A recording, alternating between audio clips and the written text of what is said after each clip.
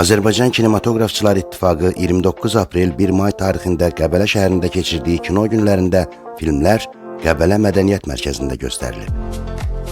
İlk nümayişi 29 apreldə rejissor Zaur Qasımlının Tağıyev Neft tammetrajlı bədii filmi olub. Kinotənqidçi və layihənin moderatoru Aygün Aslanlının ümumi məlumatından sonra Qəbələ Mədəniyyət Mərkəzinin nümayəndəsi Anar Rüstəmli də çıxış edib. Kinematograf İttifaqı tərəfindən həyata keçirilən layihədir, çünki bu layihə çərçivəsində bir neçə film nümayiş olunur. Qəbələdə yox, Respublikamızın digər bölgələrində də nümayiş olunur.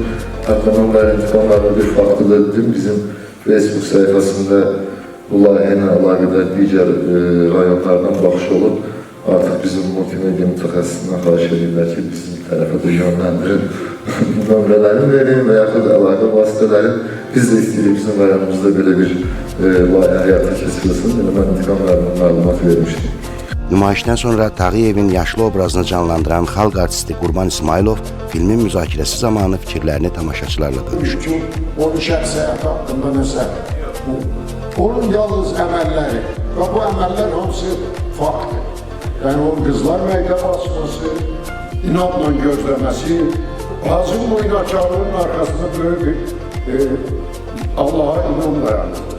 Böyük bir inam dayanırdı. Səbir. Bu bizə həm də bir səbirli olmağa öyrədir. Günün ikinci seansında tamaşaçılar rejissorlar Emin Əfəndiyevin Tənha İnsanın monoloqu və Qula Əsgərovun Hasar qısametrajlı bədii filmlərinə baxıblar. 30 aprel tarixində isə ilk nümayiş rejissor Pərviz Həsənovun Başlıbel mühasirə gündəliyi tammetrajlı sənədli filmi olub. Qəbələ Dövlət Peşə Təhsil Mərkəzinin direktor mavini Reyhan xanım Məmmədova nümayişdən sonra film barəsində danışıb. Ama o bu kinonu düşünün, bir daha düşünün. Allah təkrarını yaşatmasın. Tarix unutmağı sevmir. İkinci nümayişdə tamaşaçılara rejissorlar Daniel Quliyevin Uzaq, Bədii və Fariz Əhmədovun sonuncu sənədli qısametrajlı filmləri göstərilib. Qəbələdə Kino Günləri layihəsinin son nümayişində ilk göstərilən rejissor İlqar Nəcəfin Narbağı tammetrajlı bədii filmi olub. Baş rollərdən birini oynayan aktyor Səmimi Fərhad nümayişdən əvvəl layihə haqqında danışıb.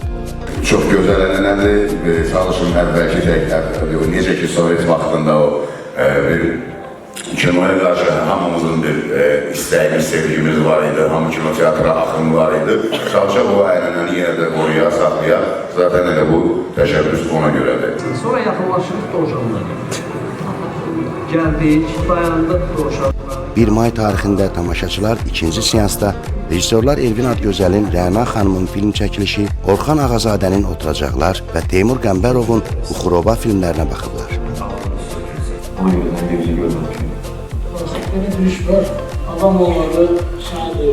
Bununla da Azərbaycan Kinematografçılar İttifaqının bölgələrdə kino günləri layihəsi çərçivəsində keçirilən Qəbələ Kino Günləri sona çatıb.